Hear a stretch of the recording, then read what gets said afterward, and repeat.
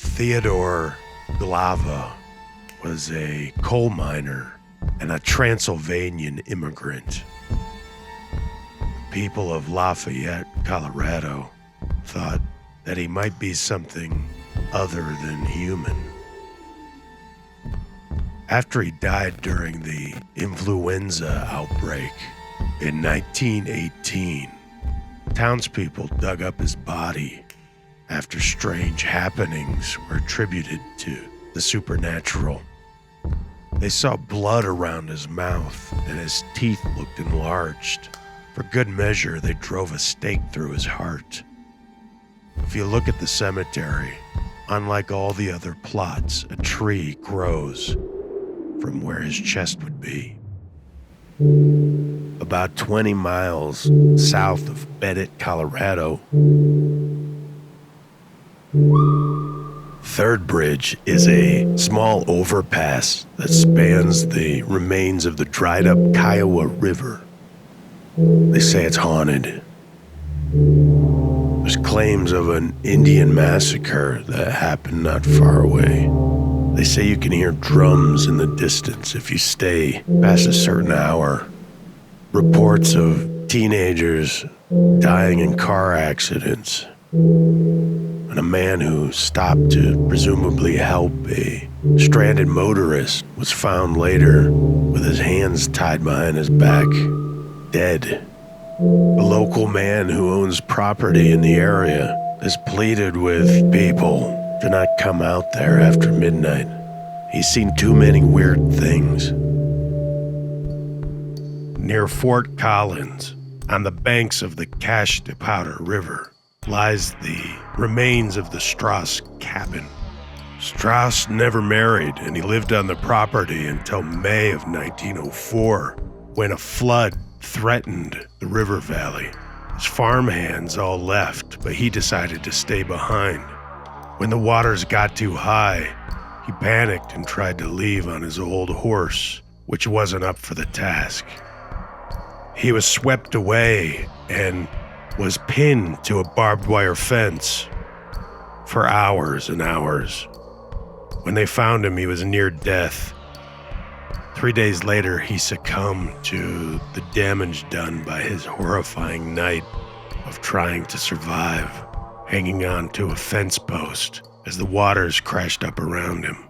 About 18 miles northeast of Denver lies Riverdale Road. It's claimed to be one of the most haunted places in the state and one of the most haunted roads in America. As the story goes, a man burned his family to death in a mansion. The only thing left standing were the gates. People say they're the gates to hell. A phantom jogger has been seen by some. And an old Camaro will try to run you off the road. If you stop, especially at night, a handprint will form on the glass of your windshield. You get a foreboding feeling just driving along in broad daylight. I wouldn't recommend going at night. A haunted cemetery is not that unique, but Evergreen Cemetery in Colorado Springs really stands out. Dating back to the 1860s, over 90,000 people are buried there. During nighttime hours, guests have seen a flying figure hovering over a group of tombstones, and a cat-like entity 5 feet in length has been seen. If you want to go, don't go at night. Some visitors say they'll never go back. 1884.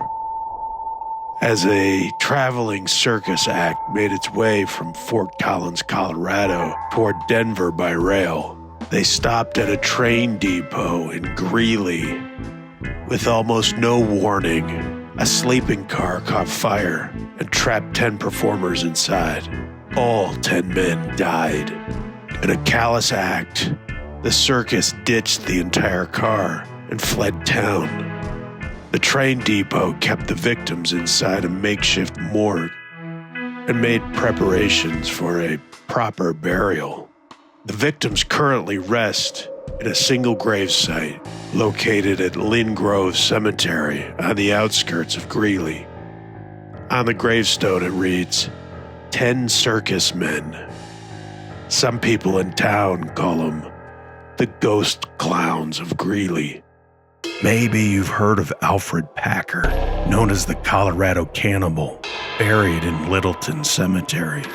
He served in the Union Army during the Civil War.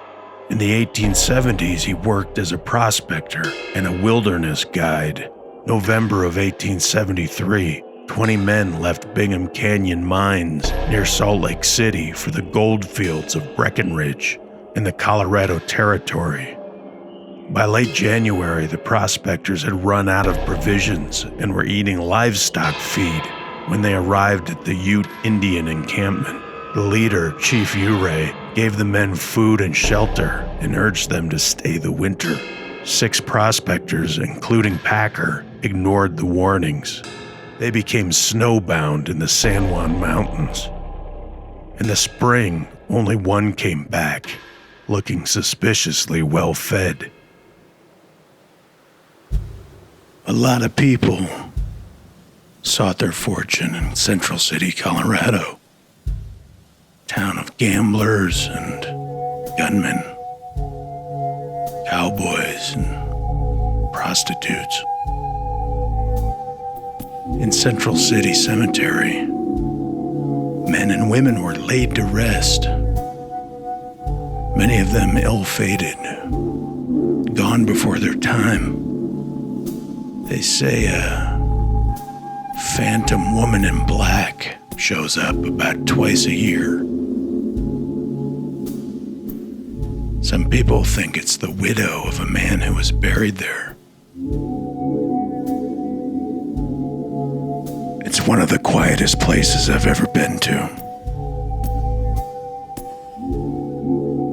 You get a weird feeling when you're there.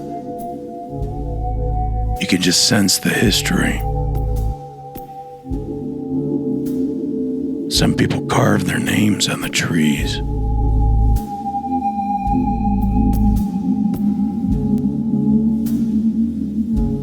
I think they just want to feel like they're going to live there forever.